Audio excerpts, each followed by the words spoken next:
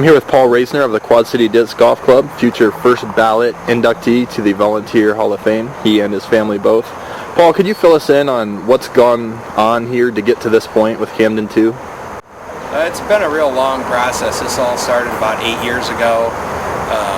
Kind of a vision and hopes to have a two-course park in the area here. Kind of got to a halt, but thanks to the efforts of Annette Ernst, the economic developer for the city of Milan, kind of heard that we were getting the women's nationals and really took the reins and ran with it to make this a reality. Then it went through, her bargaining with the city and everything, and the city decided that this was a worthy investment after they've seen the use on the other course, so they granted us $20,000.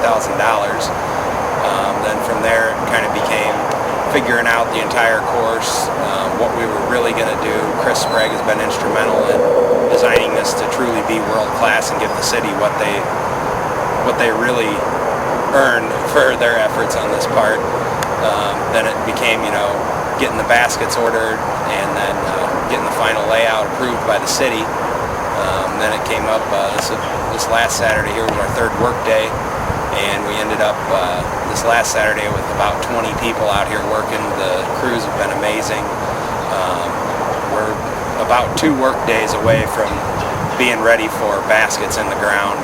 It's all going to just, to this point, it's going to be finishing touches, bridges, and things like that, but I'd say about 90% of all the fairways are ready for completion.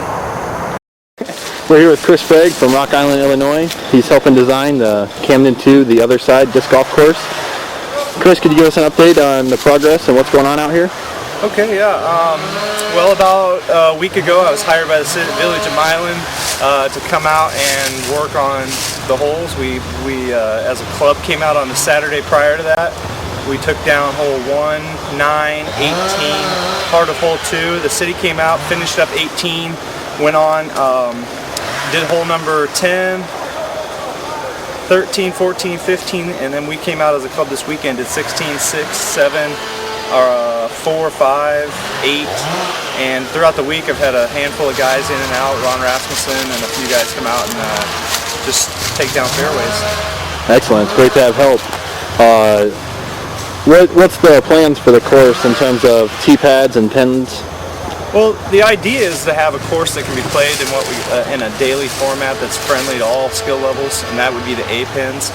The B pins tend to be a little bit reachable, but yet more in the pro distance. And then the C pins would be the par 4s most of the time. Sometimes they're just par 3s. So the idea was to make a course that could be expanded to be world class while allowing for daily recreational enthusiast play. So. Awesome. Do you have a favorite hole out here, Chris? I really am fond of 18, but it's in the ground and it's open, and so that one's easy to see, and it has a tee pad, and we've been playing it. Hole 4 is shaping up to be a par 5 with some really interesting character. There's a lot of really great par 4s out here that'll be a blend of between the different courses. We have a couple pro ships. It'll be 2 courses that when one is in the long, the other course would have it in the short, and then on hole 2, when that one's in the long, it basically would shift back and forth so that the holes would use completely opposite pins using a par 60 format and be completely different courses except mirroring each other, so to speak. And can you tell us about the gold layout, Chris? Yeah, there's going to be a gold layout, which will be a blend of all the different holes. I've pretty much picked out all the toughest professional holes. They're not always par 4s. There's reachable holes, but I picked the pins that would be the most challenging for the world-class players, while keeping a blend of long and short holes. So it's not just be a long course to be long. It would be a blend. Are there some key people you'd like to thank for making this happen? Yeah, there's a million of them. Somebody please don't be upset for putting this, for me forgetting you, but start from the beginning, Jeff Clark and Chad Eng for all the work they did to kind of brainchild this whole thing long ago.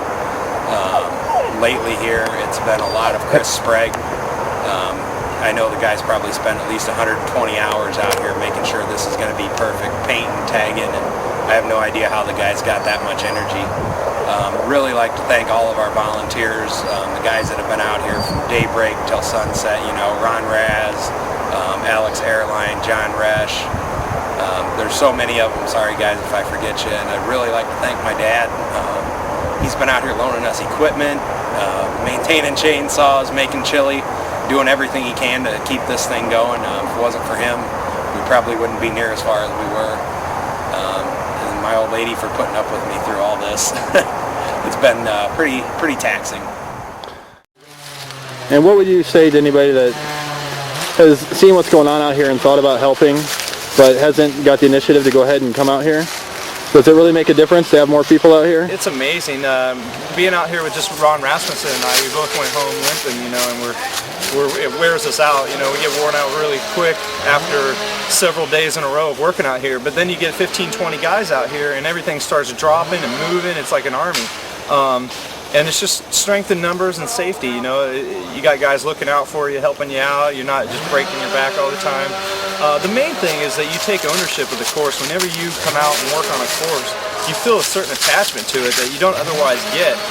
And you don't know that until you've worked on a course. So if you've never worked on a course, you know, that's the next best thing to throwing a disc, is knowing that you had a hand in putting the course in the ground. And I was fortunate to be a part of the Des Moines Disc Golf Club and watching Steve Nicks and John Latch put courses in at a phenomenal rate, and getting to see an army at work, you know. And it's really neat to come here and see such a young club with so much enthusiasm.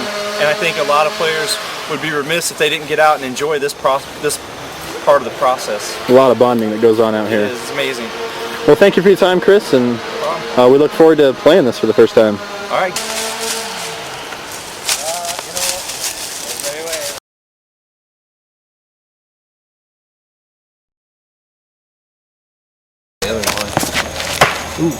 See, now, did you feel good about that? No. I'd like to see that in slow motion.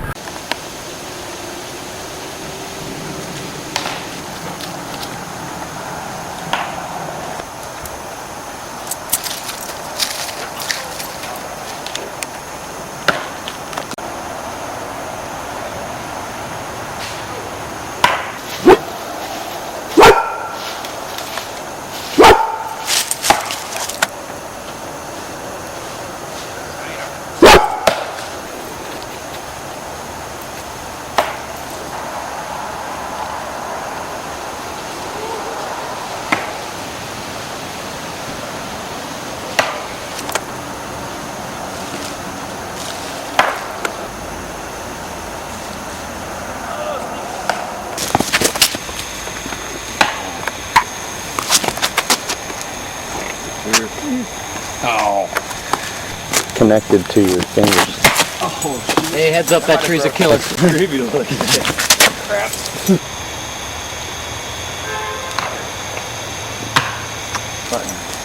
Walking around.